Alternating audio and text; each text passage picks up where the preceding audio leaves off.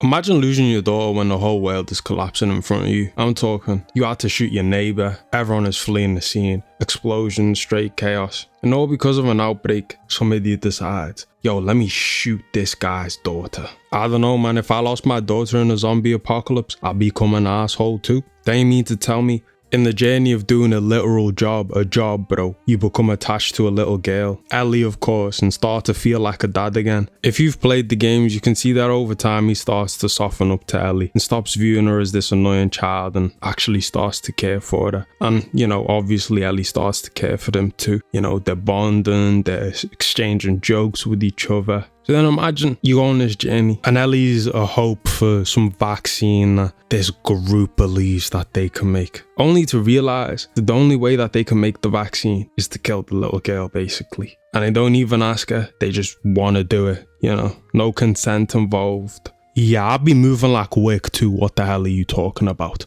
Gambling a child's life away like that? Do I think this decision was valid? Absolutely not, even being biased. And he wasted no time in doing it. Absolute goat. And I mean, I am one of those that believes Ellie would have died for nothing, because in a world like this, what's a vaccine gonna do? It's actually so useless, bro. But I mean, yeah, Joel killed damn near everything in that hospital. And I mean, actions have consequences, which is why Ellie is next. And imagine a chance to forgive someone is gone, but especially someone who is your father figure. You spend time hating him because he lied to you, or for someone to just rip that away. And I mean, Ellie crashing out is one of the most valid ones I've seen in my entire life. Honestly, it breaks my heart that their relationship was broken, you know, and they didn't get to fix it because, well, I mean, Abby's valid too, to, you know, kill Joel, if we look at the story. But no one cares about Abby, so it's okay. Back to Ellie though. I would most definitely spin for Joel the way Ellie did, and the way Tommy did too, because boom, what a headshot. I'm talking,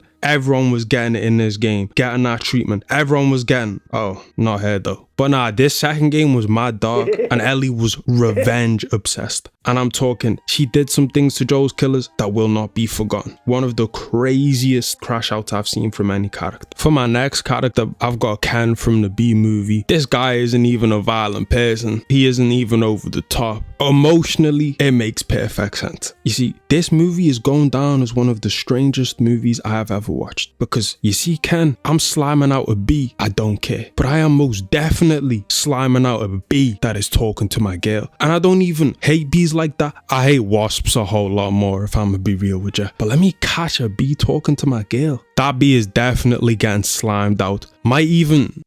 Nah, you know, I just break up with that. But what do you mean she fell in love with the bee though? Flirts with the bee. Are you seeing how friendly she was being? Like, I get this movie is satire, but as a kid, we were manipulated into thinking that Ken was the problem, that Ken was the villain of the movie. And it's like, no. Any man going through what this man was going through will go insane too. And I'm pretty sure he's allergic to them as well, which makes this even worse. Bro doesn't get no yoga at night. Bro doesn't get nothing, all because a bee took that from him, to the point where she even decides to sue the human race with the bee. It makes no sense. And then that dream, the bee's living his dream. Nah, this is the most valid. I can't eat. Bro. Next.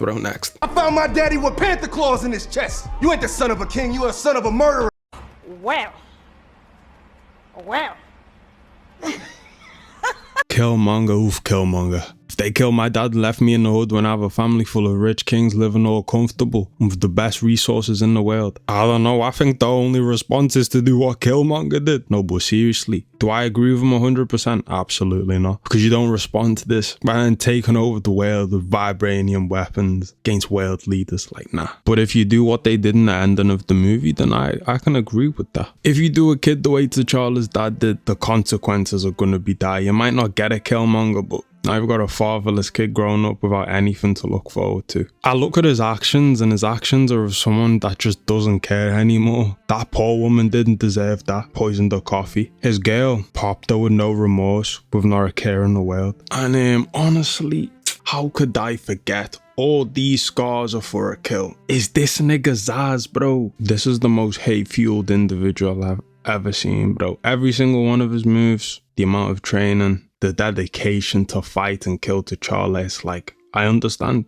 I respect. hate can carry you places. Honestly, if he presented himself in a better way, people would respect him a whole lot more. Because when he started burning the herbs, no. When I saw him desiring to kill the people that could help him, like, no. But look at this man's face. This isn't the face of someone who cares. But yes, Killmonger, I understand. Ares!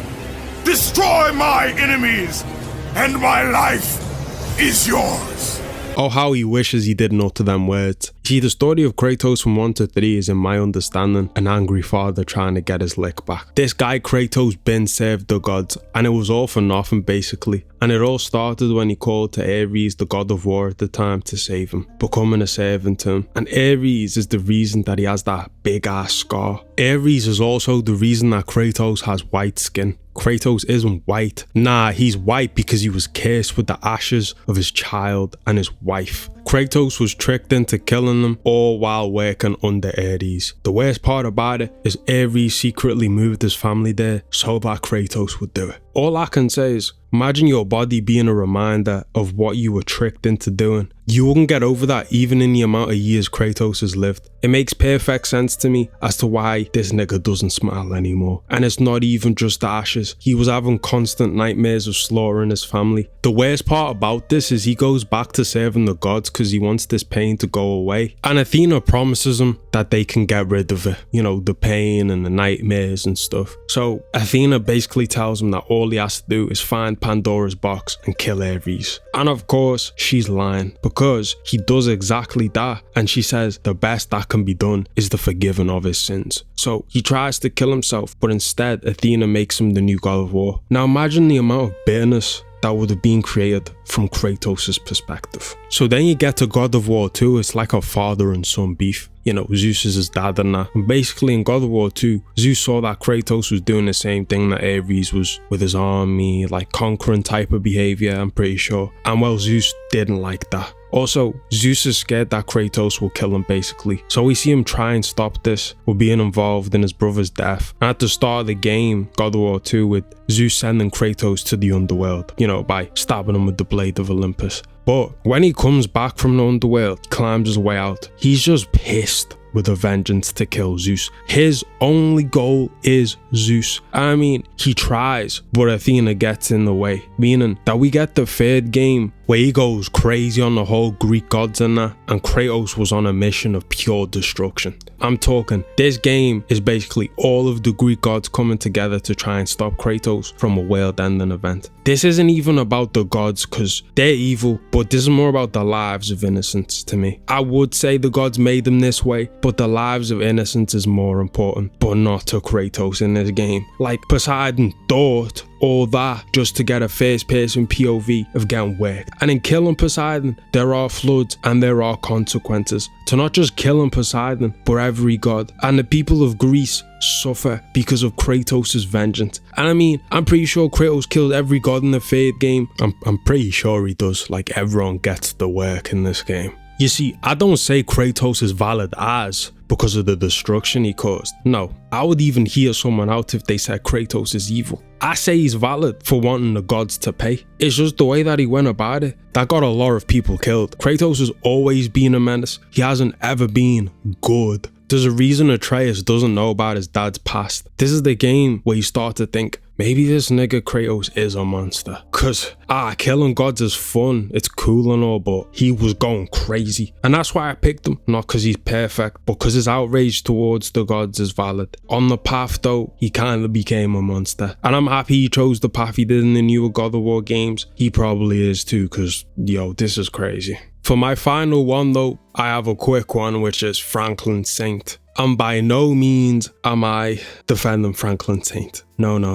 He's a drug dealer. A terribly good one. And he's not a really good man, obviously. But if there is one thing I can agree with in the lens of Franklin Saint, why he is valid is the fact that him going crazy for his money is what anyone would do in his situation. You've got to remember, Franklin Saint was a low-level dealer that became a kingpin, and it felt like it happened so quickly. Took his fam out the trenches and put them on the map with help, of course. So now imagine that all the money just disappeared. We're talking about 73 million, and I mean, you think that ambition came out of nowhere? That Franklin Saint ambition, you think that came from nothing? I can't blame his mum for popping Teddy, I can't. Do you know how much sunk cost is in that 73 million? There is an unbelievable amount of violence, an insane amount of betrayal. He lost Jerome in pursuit of 73 million. He became a murderer. He lost himself. And you mean to tell me a CIA agent just makes all that disappear because he decides?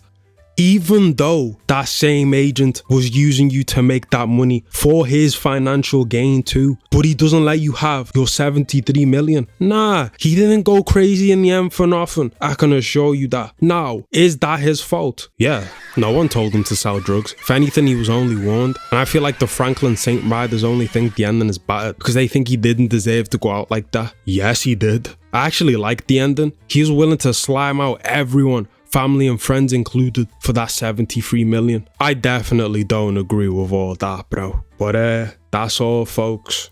Neymar the GOAT, bro.